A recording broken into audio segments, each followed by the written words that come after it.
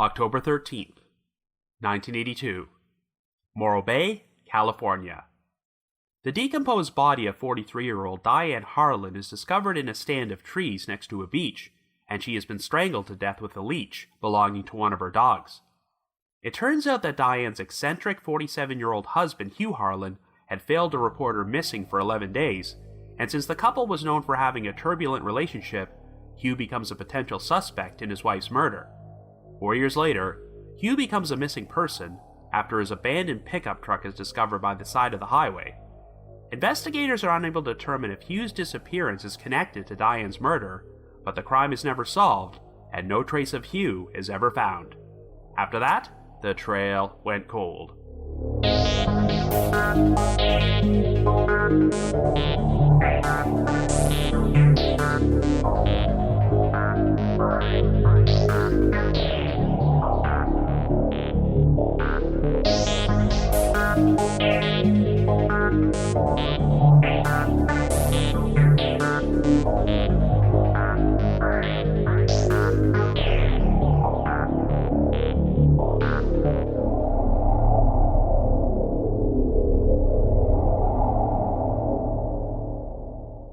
Hello everyone, and welcome to our latest episode of The Trail Went Cold. I'm your host Robin Warder, and today we're going to be covering two separate cases involving couples that were featured on Unsolved Mysteries. The cases are not connected, but they have one major detail in common. One half of the couple was murdered, and their spouse subsequently went missing. I'm talking about the sagas of Hugh and Dian Harlin, as well as Larry Costine and Melissa Jo Sermons.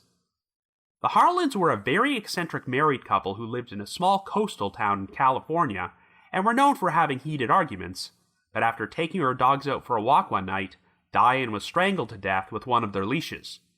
Since Hugh did not attempt to report his wife missing for 11 days, and there were inconsistencies in his story, the police suspected that he may have killed Dian, but did not have any evidence to prove it. However, the case would become a lot more complicated 4 years later, when Hugh inexplicably vanished without a trace. If Hugh was guilty of murder, it was theorized that he may have decided to run away or go off to some remote location to kill himself, but if he was innocent, what if the same person who murdered Dian killed Hugh as well before disposing of his body? The key difference between the Harlin case and our second featured story is that there was no 4-year age gap between the murder and the disappearance. Larry Costine was a rancher who was found shot to death inside his trailer, but even though he had last been seen in the company of his girlfriend, Melissa Jo Sermons, who went by the name Jo, she could not be found anywhere. At the outset, there was suspicion that Jo had murdered Larry before going on the run, but the authorities could not turn up any conclusive evidence to prove she was still alive. But during the past decade, investigators have come to believe that Jo was also a victim, and that another suspect was responsible for killing her and Larry before they disposed of her body.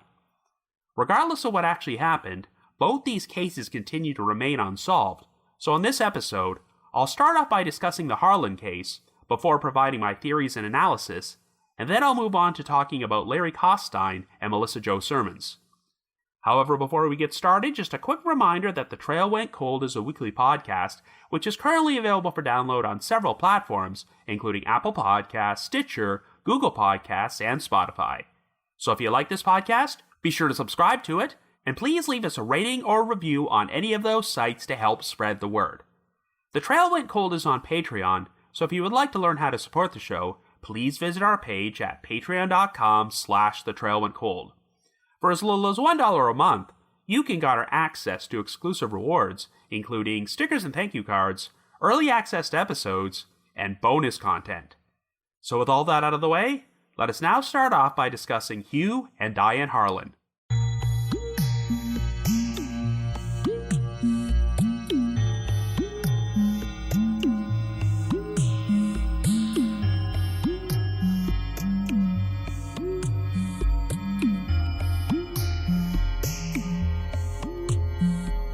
Our first story begins in 1982 in Morro Bay, California, a fishing village located next to the Pacific Ocean in San Luis Obispo County, which had a population of just over 9,000 people at that time.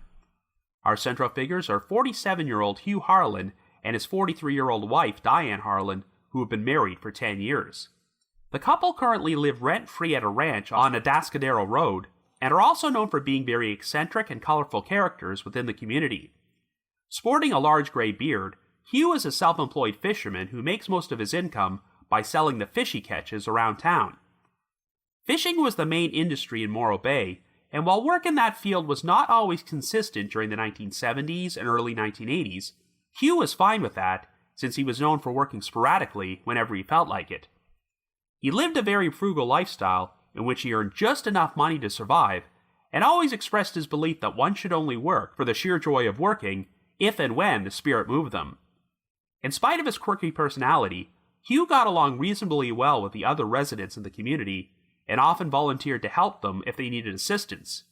For instance, a local woman named Catherine Cordero claimed that Hugh once stopped by her business and saw them unloading fish, so he decided to spend the next several hours helping them out with the task and refused to take any money for his services. By contrast, Dian was known for being an antisocial individual who earned the nickname the Dog Lady because she seemed to prefer the company of her two dogs, Toto and Charity, to people. In fact, it was believed that Dian preferred her dogs to her own husband, as she and Hugh were known for constantly fighting with each other. Since Dian was unemployed, and the couple pretty much lived in poverty, Hugh often got angry at her for spending most of the income he brought home on her dogs, as well as friends and beggars who asked for money. When Dian was feeling particularly spiteful, she would sometimes serve Hugh a can of dog food for dinner, and it's even been rumored that she once secretly baked the dog food into a casserole she served him. Well, things would take a much darker turn on October the 13th, when a partially decomposed and partially nude woman's body was discovered under a stand of cypress trees which separated Morro Bay High School from a local beach. She had been strangled to death with a nylon dog leash which was wrapped around her neck, and a second dog leash, as well as a jade bracelet and a silver bracelet, was found at the scene. At the time, the police reported that the motive for the crime appeared to be sexual. Due to the level of decomposition, the victim could initially not be identified, so the Morro Bay Police Department issued a press release containing a description of the woman and her bracelets. Well, the owner of the ranch where the Harlins lived saw the press release and thought that the victim might be Dian, as he had not seen her in several days. Nearly 2 weeks earlier, Dian's two dogs, Toto and Charity, had returned to the ranch without her, and even though the owner advised Hugh to contact the police, Hugh declined to do so and seemed oddly unconcerned about the situation. After the owner showed Hugh the press release and urged him to contact the authorities, Hugh finally agreed to meet with the Morro Bay PD. When he saw the decomposed body and the two bracelets which had been found at the scene, he positively identified them as belonging to his wife. So it now seemed obvious that the woman was Dian and she had been the victim of foul play. When Hugh was questioned by investigators, he claimed that the last time he saw Dian was on the evening of October the 2nd, 11 days before her body was discovered.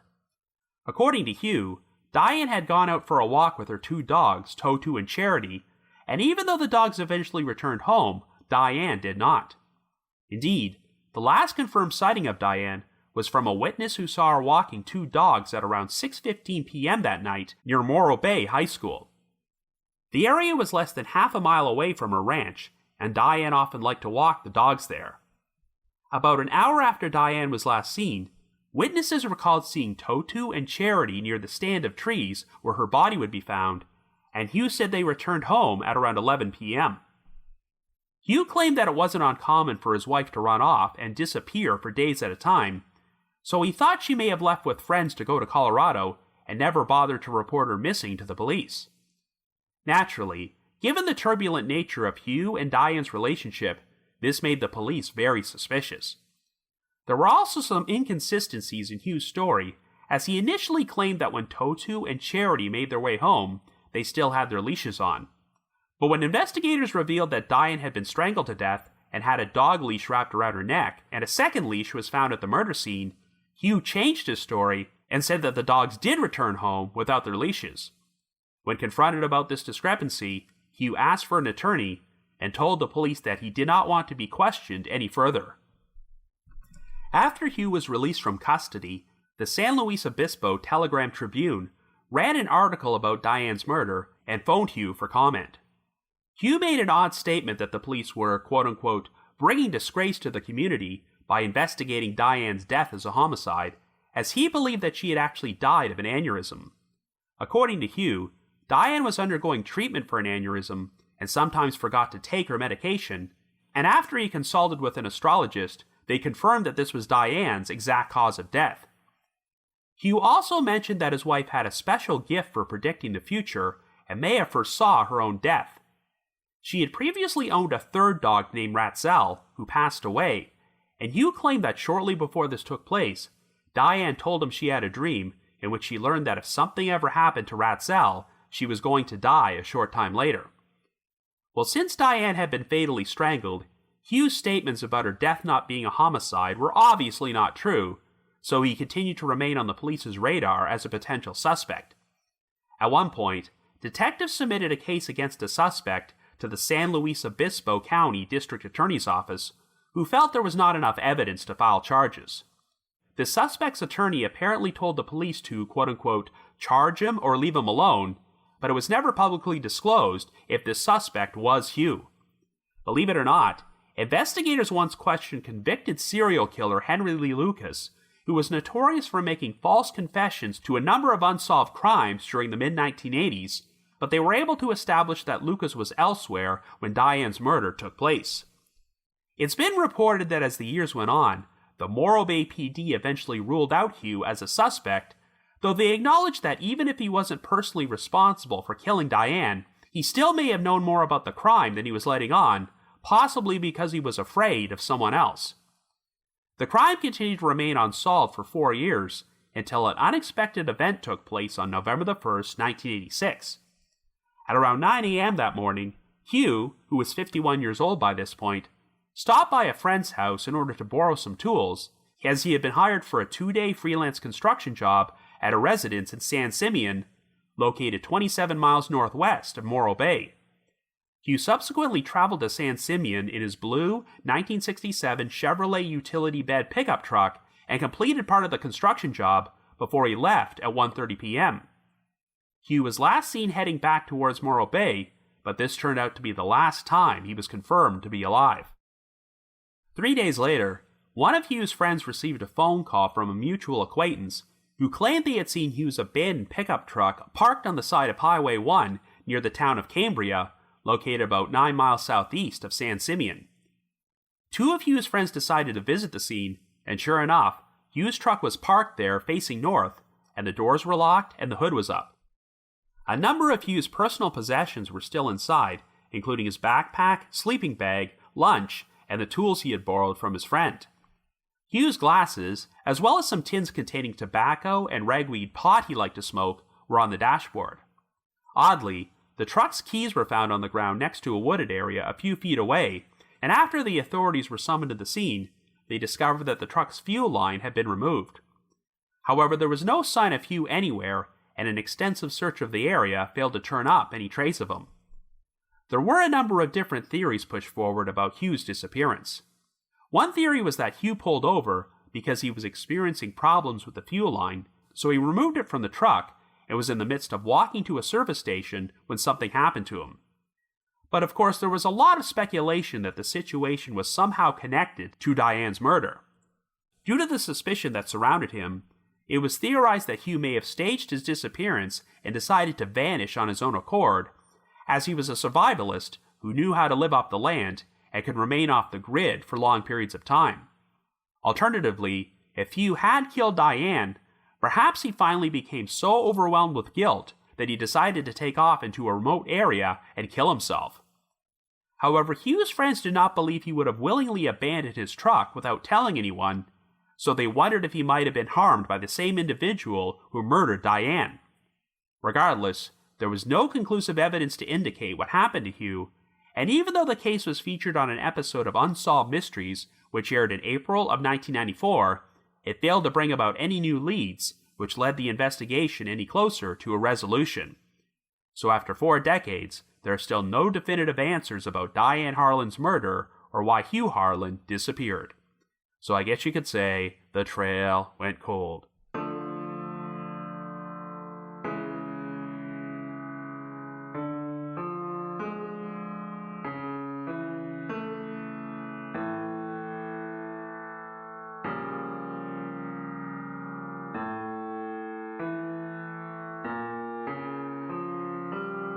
So this is definitely a very bizarre case, and it's a shame that other than the Unsolved Mystery segment, there really isn't all that much information out there about it, as I sense that we're missing some pieces of the puzzle here. Even though you can find individual photos out there of Hugh and Diane, the only photo you'll find of the couple together is this creepy and ominous black and white one, which looks like it could have been taken back in the 1800s. But I suppose that's only appropriate, given what unique and colorful characters these two people were. I know it's become a cliche in true crime circles to describe victims as the type of person who would light up a room, but while I mean no disrespect to Dian Harlin, I don't think anyone would use that phrase to describe her. Everyone who knew her said that she seemed like someone who preferred the company of dogs to people and was not overly friendly or outgoing, and since her marriage to Hugh did not seem like an overly happy one, you can see why investigators thought he was capable of killing her.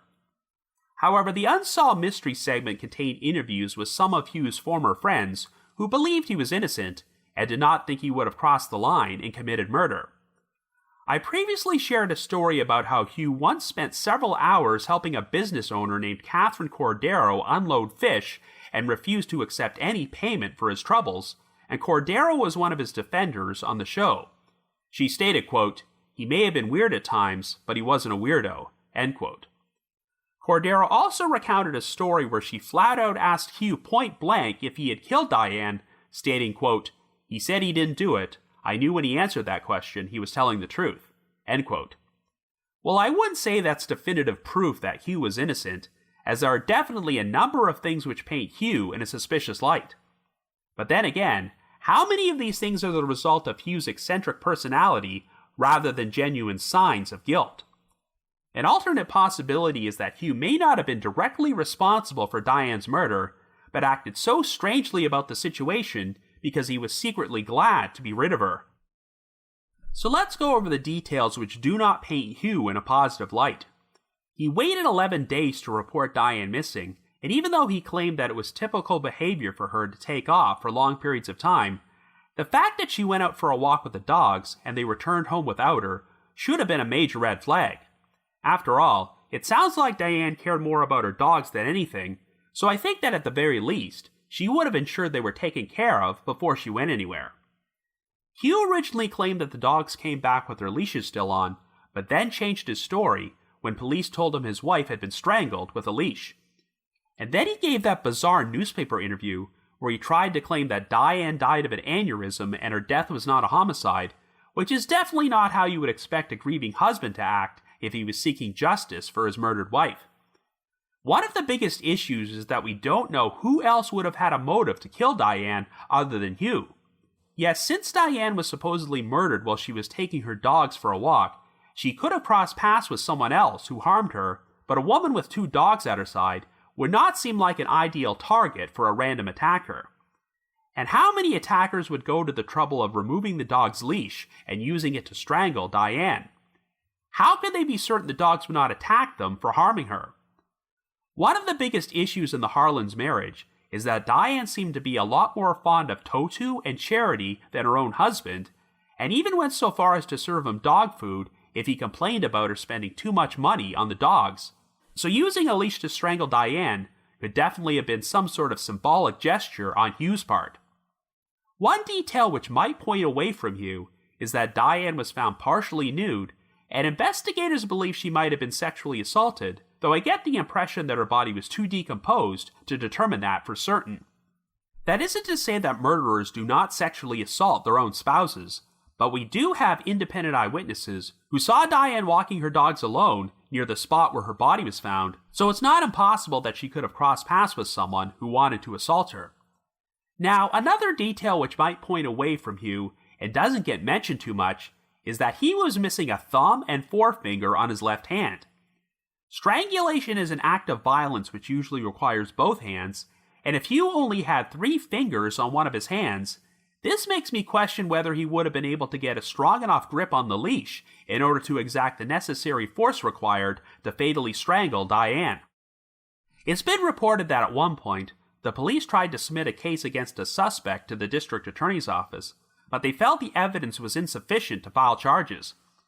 While the suspect was never publicly named, I do think there's a good chance that it was Hugh, but it's also never been specified when exactly the case was submitted during the 4-year gap between when Diane was murdered and Hugh disappeared. The Unsolved Mystery segment claimed that Hugh was eventually ruled out as a suspect, but I'm not sure if investigators made this decision because they found definitive proof that Hugh could not have done this. But an intriguing theory I've seen pushed forward is that police intentionally lied about Hugh being ruled out as a suspect because if he was still alive somewhere and felt there was no longer a risk of him being charged with murder, he might decide to resurface. However, the alternate scenario that investigators push forward is that Hugh might not have been directly responsible for Diane's death, but still knew more than he was letting on.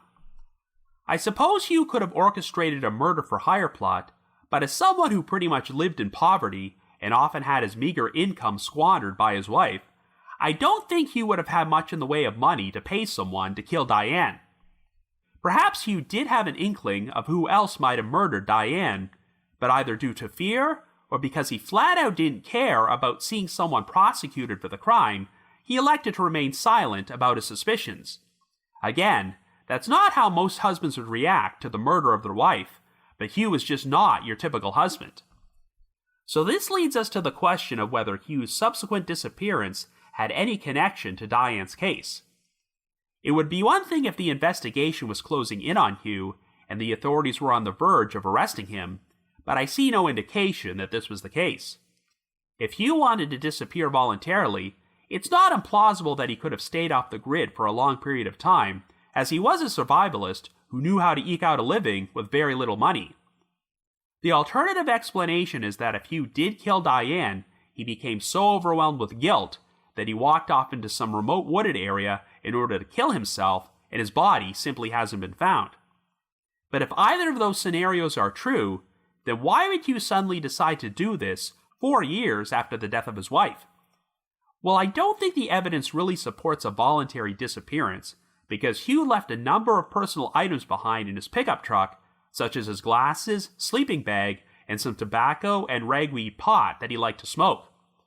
And since Hugh was known for having a generous nature, his friends believed that if he no longer wanted his truck, he would have left it with someone before he disappeared, or at the very least, returned the tools he had borrowed from his friend earlier that day. Another detail which would seem to go against both the voluntary disappearance and suicide theories is that Hugh had spent a good portion of the day working on a construction job in San Simeon. I mean, if Hugh was feeling suicidal, maybe he felt that he at least wanted to complete this job before he ended his own life, but the problem is that this was described as a 2-day construction job, and Hugh had only completed 1 day of work. And I'm assuming that Hugh wouldn't get paid until the entire job was completed, meaning that he would not have this extra money on him if he was planning to disappear. When Hugh's truck was found, the fuel line had been removed, so an additional theory was that if Hugh was having issues with it, he could have pulled over and attempted to take the fuel line to the nearest service station.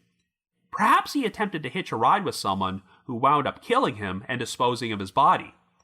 However, the big hole in that theory is that Hugh's keys were found on the ground several feet away from the truck, so why would he have tossed them there if he was planning to walk elsewhere for assistance? The keys are actually the biggest piece of evidence which might point to a voluntary disappearance or a suicide, but this also doesn't account for why the fuel line would be missing.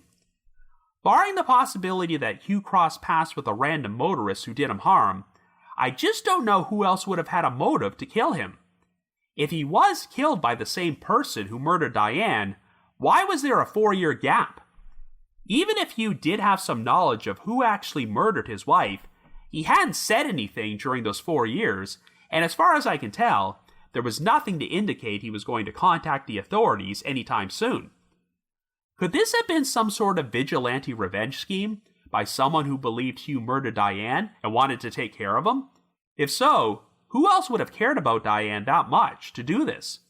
Furthermore, why would Hugh come to harm at this particular location on the highway, which was halfway between San Simeon and Morro Bay? Did someone sabotage Hugh's fuel line ahead of time and then follow him until he was forced to pull his truck over? I don't know if I should read anything into this, but it also struck me as odd that the truck was described as facing north by the side of the road, even though Hugh should have been driving south if he was heading back to Morro Bay. I guess the issue with figuring out what happened here is that we know so little about the Harlins' personal lives, and if they had other enemies who would have had a motive to kill Hugh, Diane, or both of them. This is one case where, with the information we do have, there really isn't one concrete theory which makes complete sense. Overall, I would say that Hugh murdering Diane and then abandoning his truck and walking off somewhere to either start over or end his own life is the theory which seems like the most logical, but there are still some holes in it. But maybe the flaw here is that we're trying to apply standard logic towards the actions of a unique individual like Hugh Harlin, so who knows what was going on inside his head at that time. Given the amount of time that has passed, I'm not sure if this case is still being actively investigated, but I'd certainly love to know the truth about what happened. So if you have any information on the unsolved murder of Dian Harlin and the subsequent disappearance of Hugh Harlin, please contact the Morro Bay Police Department at 805-772-6225. That's 805-772-6225. So now let's move on to our next case. Our second story begins in Polk County, Florida in 1992. Our central figures are 31-year-old Elwyn Lawrence Costine Jr., who goes by the name Larry, and his 26-year-old girlfriend Melissa Jo Sermons, who goes by the name Joe. Larry is a cowboy who developed an interest in riding horses when he was only 2 years old, and he now works with horses and cattle at a ranch on Moore Road, just outside of Lakeland. Larry also resides in a mobile home on the property, as the Costines are considered to be a pioneer family in Polk County, and at the turn of the century, Larry's great-great-grandfather homesteaded this particular stretch of land, and it has been passed down through several generations. Since Larry's father passed away 2 years earlier, he has a particularly close relationship with his paternal uncle, Erlo Costine, whom he almost considers to be a second father. Erlo works as the barn manager for the Cattlemen's Livestock Auction Market, and since Joe was one of Erlo's employees there, she wound up becoming acquainted with Larry, and they started dating. Larry has already gone through one previous marriage, but since he started seeing Joe before his divorce with his ex-wife Donna was finalized, they kept their relationship a secret, and not even Erlo knew about it. On Saturday, May the 2nd, Larry and Joe traveled to Dade City so that Larry could participate in the weekly rodeo, and he and his partner wound up winning the team roping competition and splitting the $350 prize. Since the rodeo started at 10 p.m. and ran very late, Larry and Joe would go out for breakfast with a friend at around 2 a.m. on May the 3rd. They then proceeded to drive back to Lakeland, where Larry dropped off his friend at 4 a.m.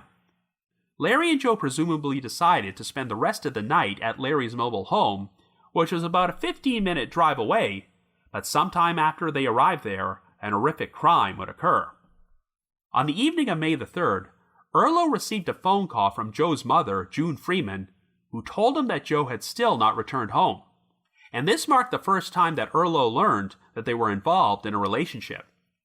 Erlo attempted to phone Larry, but there was no answer, and when Joe failed to show up for work at the auction market on the morning of Monday, May the 4th, Erlo decided to pay a visit to Larry's trailer. When Erlo arrived, Larry's truck was still parked out front, and even though Erlo could hear a radio playing inside the trailer, there was no answer to repeated knocks at the front door. Erlo became concerned enough that he contacted his wife and asked her to call the Polk County Sheriff's Office, and a deputy would soon meet Erlo outside the mobile home.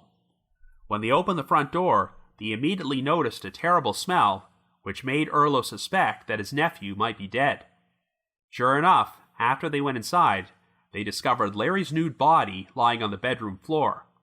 He had been shot in the head and the back a total of 4 times. There was no sign of any struggle or forced entry, and since a search of Larry's wallet turned up $306 in cash, robbery did not appear to be the motive for the crime. However, Erlo did notice that a .357 caliber revolver that Larry owned appeared to be missing, and it would later turn out that he was most likely shot with the same weapon. There was no sign of Joe anywhere, and since she had still not returned home or contacted her family, they officially filed a missing persons report. A search of the area failed to turn up any trace of Joe, leading to fear that she may have become the victim of foul play. Right from the outset, Joe's family had suspicions about her ex-boyfriend, Danny Cerezo. Danny worked as a state agricultural inspector and was acquainted with Erlo since he often paid visits to the cattleman's livestock auction market. Joe and Danny had lived together for about 14 months, but only weeks before she disappeared, Joe ended their relationship and moved out. Danny was known for being jealous and possessive and would confront any man he saw speaking to Joe, and by all accounts, he did not take the breakup well. In fact, he attempted to remain friends with Joe's family and would often ask them about her relationships with other men. According to June Freeman, after Joe moved out, Danny started stalking her and following her around and phoned her up constantly. There was even one incident where Joe's family caught him sneaking around underneath their kitchen window to eavesdrop on their conversations. In addition, prior to becoming involved with Joe, Danny had been married and went through some serious issues with his ex-wife, Dreama, who had filed for divorce from him 3 years earlier. Dreama also filed an injunction for protection against Danny as he accused him of being abusive and alleged that there was one incident where Danny ran her off the road to demand sex. After the divorce was finalized and both sides reached a settlement, Dreama agreed to drop the injunction against Danny. Even though Joe had been keeping her relationship with Larry a secret, on the evening of May the 2nd, several hours before she went missing, Joe was overheard having a phone conversation with Danny in which she told him that she did not want to see him anymore because she was now involved with Larry. The lead investigator for the Polk County Sheriff's Office was Detective Bob Orr, who proceeded to interview Danny. Orr claimed that Danny provided him with an alibi for the early morning hours of May the 3rd, which placed him at another location during the time period Larry's murder was believed to have taken place. Orr seemed to think that Danny's alibi was credible, so he did not believe Danny had any involvement in the crime and ruled him out as a suspect. So Detective Orr started exploring the possibility that after arriving back at the mobile home together, Larry and Joe got into a heated argument, which led to her grabbing Larry's gun and fatally shooting him before she fled the scene. Since Larry was described as being someone who could hold his own and take care of himself during a confrontation, Orr believed that Joe was the only person who could have gotten close enough to Larry to shoot him without a struggle. Of course, Joe and Larry's family members did not believe this theory at all, as they found it more plausible that both victims were killed by a third party who abducted Joe from the scene and killed her and disposed of her body at another location. However, one person who was inclined to believe that Joe was the perpetrator was Larry's ex-wife Donna, as she claimed that Larry was capable of getting people extremely angry and causing them to lose their temper. So she wondered if Larry might have driven Joe to the breaking point and prompted her to shoot him. Following Joe's disappearance, there were numerous reported sightings of her in states like Florida, Texas, and Kansas. Since Joe was licensed to operate a tractor-trailer, 2 witnesses were certain that they had seen her hauling livestock behind the wheel of a big rig. Joe's mother, June, also worked as a truck driver, so she would be accused of helping Joe elude the authorities by hiding her in a series of long-distance freight hauls by other truckers. June completely denied these allegations and believed that the police became suspicious because she never cried or got overly emotional in front of them, stating, quote, "I didn't do it. I wasn't raised that way. But as soon as they left, I went inside and bawled like a baby." End quote. The case would be featured on an episode of Unsolved Mysteries, which aired in November of 1993. Detective Orr was interviewed during the segment, and even though Joe had been missing for a year and a half at that point, he personally believed that the eyewitness sightings of her were credible and continued to suspect that she was responsible for Larry's murder and hiding out somewhere as a wanted fugitive. Sadly, Larry's mother, Coraline Costine, passed away in February of 2013 at the age of 84 without receiving answers about what happened to her son. However, 5 months later, in July of that year, there would be a surprising development as the Polk County Sheriff's Office revealed that they were now looking at the case in an entirely different light. They officially announced that they now believed that both Larry and Joe had been the victims of foul play, and Danny Cerezo was the prime suspect. Polk County Sheriff spokesman Donna Wood told the public, quote, "We need additional information to help put all the pieces of the puzzle together, and it is an investigation we continue to work." End quote. Now, investigators have never publicly confirmed why exactly they changed their mind about Danny after all these years, but some additional information about this can be found in a series of message board posts, and I'll be discussing that in more detail later on. In August of 2014, the Polk County Attorney's Office subpoenaed Danny and a number of other witnesses to testify in front of a grand jury. The Sheriff's Office revealed that there had been new developments in the investigation, but could not share any specific details, only that they were also looking at someone else close to Danny who may have been involved.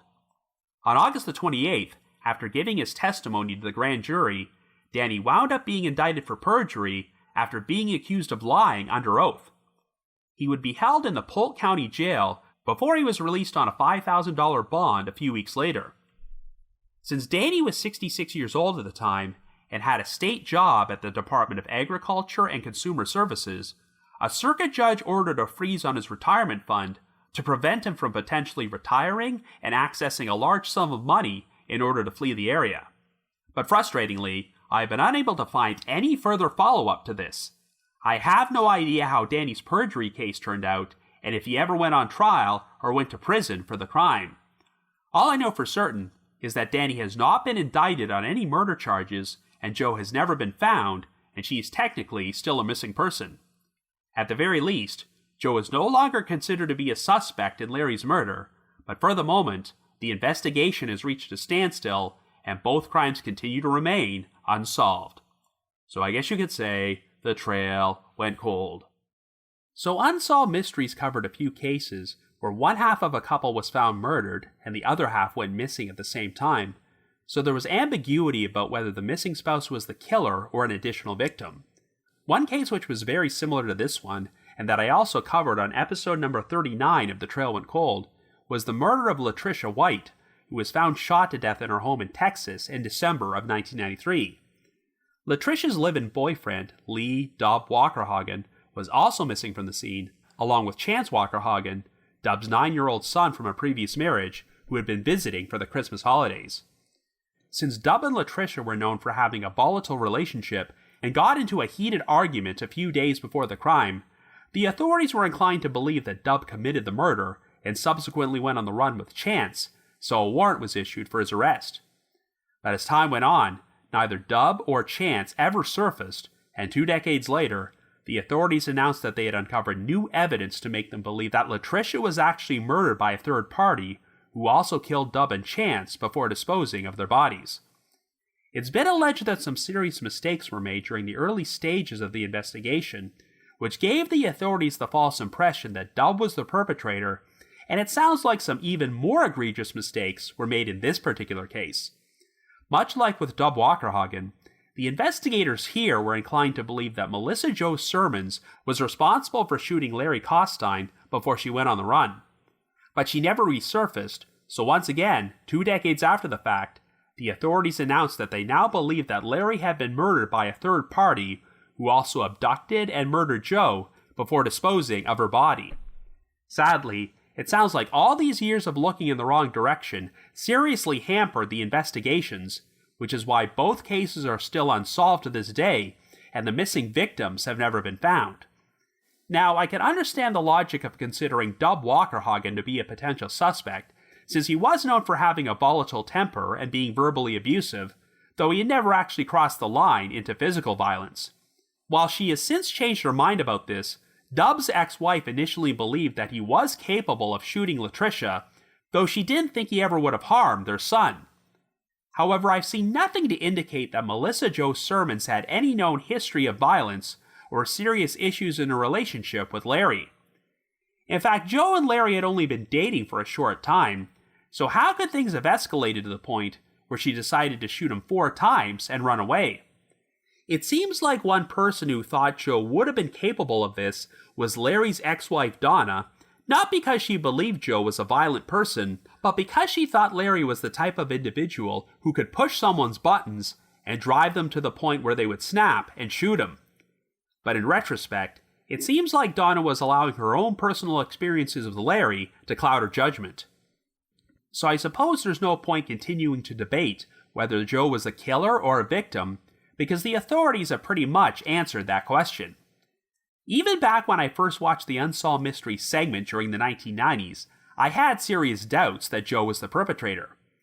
The segment did mention that Joe had an ex-boyfriend who did not take their breakup well and had been stalking her, though they did not reveal his identity, and Danny Cerezo would not be named publicly until 2013. The idea of the ex-boyfriend committing the crime seemed to make a lot more sense than Joe being the killer, but Detective Bob Orr stated on camera that this man had an alibi and was not considered to be a suspect. It now appears that this alibi was not as solid as Detective Orr thought, so what in the hell went wrong here? Well, back in 2010, everyone was taken by surprise when this passage suddenly appeared on the Unsolved Mysteries wiki page about this case. Quote, updated. Melissa Jo Sermons and Larry Costine were killed by Joe and Danny Cerezo of DeLand, Florida. Danny Cerezo was Melissa's ex-boyfriend. According to Joe Cerezo, Melissa is buried somewhere in the green swamp of Central Florida. Neither of the men were charged in the crime due to the uncooperation of the Polk County State Attorney's Office. Joe Cerezo died in November of 2008, but before his death, he confessed to the crime, adding it was his brother Danny who shot the first shot. Danny Cerezo suffers from throat cancer, but still goes about his daily business as a forest ranger for the Florida Parks Department. End quote. Someone started a thread about this case on the Unsolved Mysteries message board at the Sitcoms Online forum, which I'm always referencing, and it wasn't long before a poster under the username The Black Parrot started leaving comments in which they confirmed that they were the person who wrote that text at the Unsolved Mysteries wiki. Now, obviously, since these are internet message board posts, I can't 100% vouch for the accuracy of the information that the Black Parrot shared, but it's worth noting that these comments were made back in 2010, and Danny Cerezo did not get named as a suspect until 2013. A lot of the information the Black Parrot shared was not public knowledge at the time, but it wound up checking out years later, and she even provided some documentation to support her claims. So long story short, the Black Parrot said that she was the wife of a man who served time in prison with Danny's brother, Joe Cerezo, and had been his cellmate. Also, for the purpose of clarity, and to avoid confusing him with Joe Sermons, I'm now going to be referring to Joe Cerezo as Joseph. Joseph had an extensive criminal history and spent most of his life in and out of prison, and he and Danny were reportedly involved in cocaine trafficking. While serving time in prison with the Black Parrot's husband, Joseph allegedly made a full confession to assisting his brother with Larry and Joe's murders. The story goes that after they attended the rodeo, Larry and Joe crossed paths with the Cerezo brothers at a bar, who later decided to pay a visit to Larry's mobile home. After Danny and Joseph went inside and found Larry and Joe in bed together, Danny grabbed Larry's gun from the bedside stand and fatally shot him. The two brothers then proceeded to abduct Joe from the trailer and murdered her at another location before dumping her body somewhere in the green swamp. After hearing Joseph's confession, his cellmate came forward and shared this information with the authorities in 2007, but it seems like they were reluctant to do anything about it at the time, and Joseph passed away 1 year later. So if you're wondering about Danny's so-called alibi, the Black Parrot said it was provided by his own mother, and given the history of criminal activity in that family, it's certainly not implausible that their mother could have lied to protect them. During her comments, the Black Parrot also mentioned some other mistakes from the original investigation, which would be pretty jaw-dropping if true. For instance, some unidentified shoe prints were found at the crime scene, and when Joseph was questioned about this, he simply said, quote, "That's not my shoe size," and investigators just took him at his word without actually checking his shoes. There were also tire track impressions found outside Larry's trailer, which did not match Joseph's truck, and were used as another reason to rule out the Cerezos as suspects. But the problem is that Joseph and Danny supposedly borrowed their nephew's car when they committed the crime, and this vehicle was never checked. Apparently, when Joseph confessed to his cellmate, he laughed at just how easy it had been for him to get away with this crime.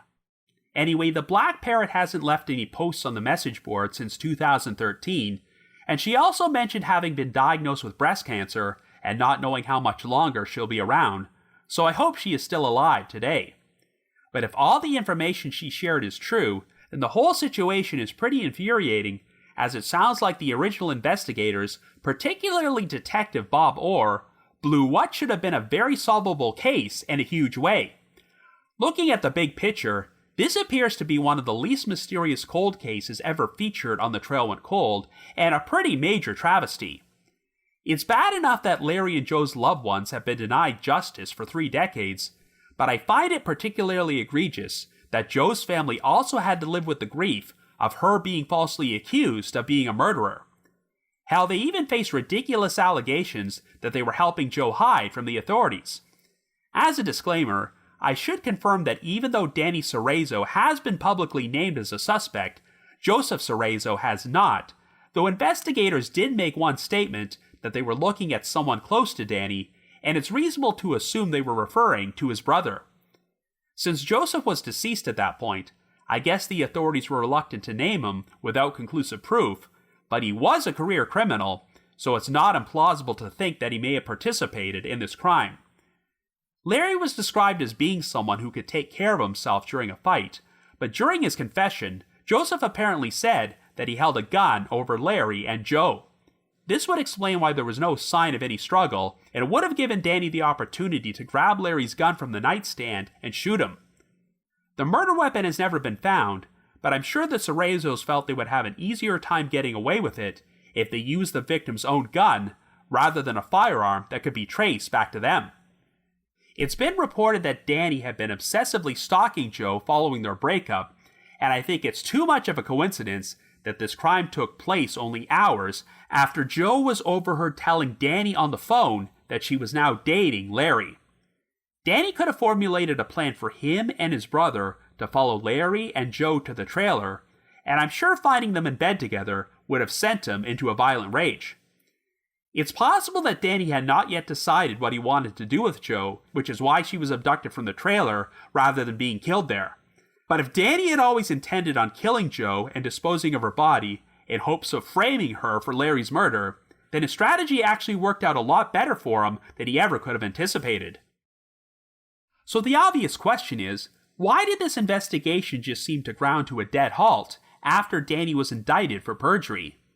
It's been 9 years since Danny was released on bail for the charge, and we haven't heard a thing since then. Obviously, since the whole situation came about after a grand jury proceeding, specific details were not released publicly, but they must have had pretty strong evidence that Danny was lying during his testimony if they decided to indict him for perjury. I know that the Black Parrot mentioned in her posts that Danny was suffering from throat cancer, so I guess this could have prevented the authorities from moving forward with his prosecution. I have been unable to find any obituaries for Danny or proof to indicate that he has since passed away, but if he is still alive, he would currently be 74 years old, and the clock is ticking in order to file charges against him.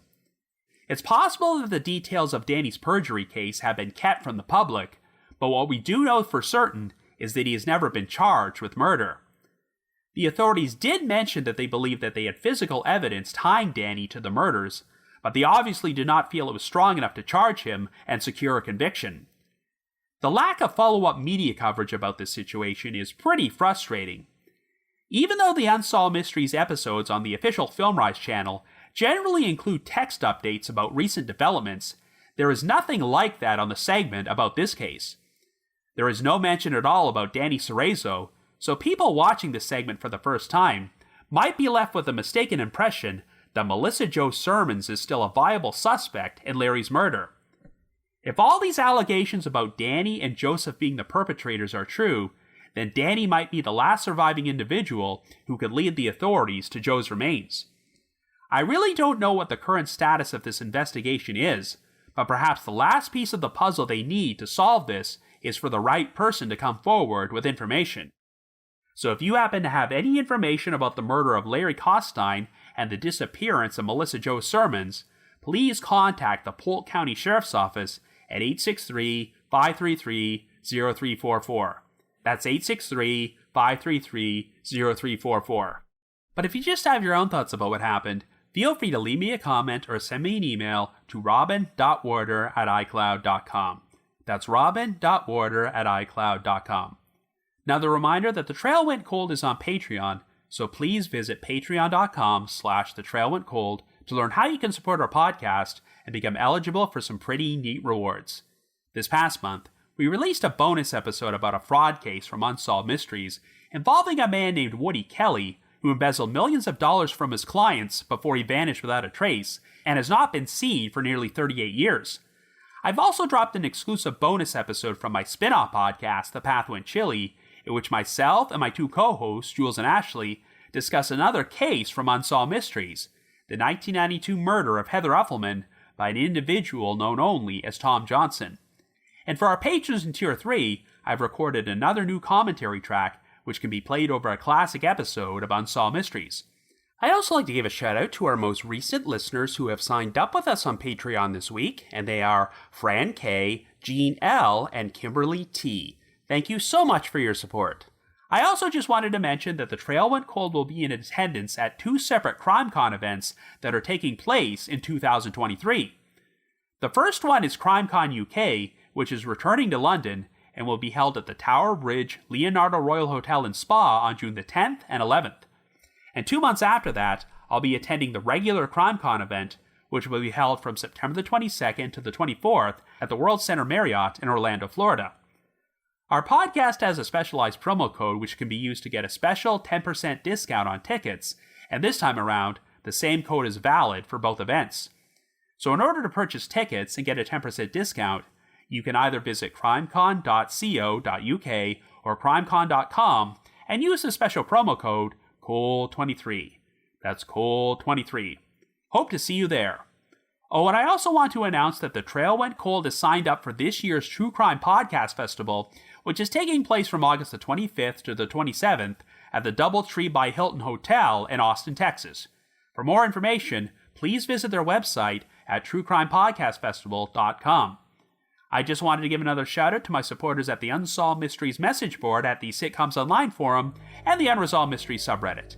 I need to provide a big thanks to Miguel Foote, who edits and assembles this podcast together for me, and Vince Nitro, who composes the eerie music you hear on every episode. If you haven't already, you can like us on Facebook, follow us on Twitter, or leave us a rating or review on Apple Podcasts, Stitcher, Google Podcasts, or Spotify.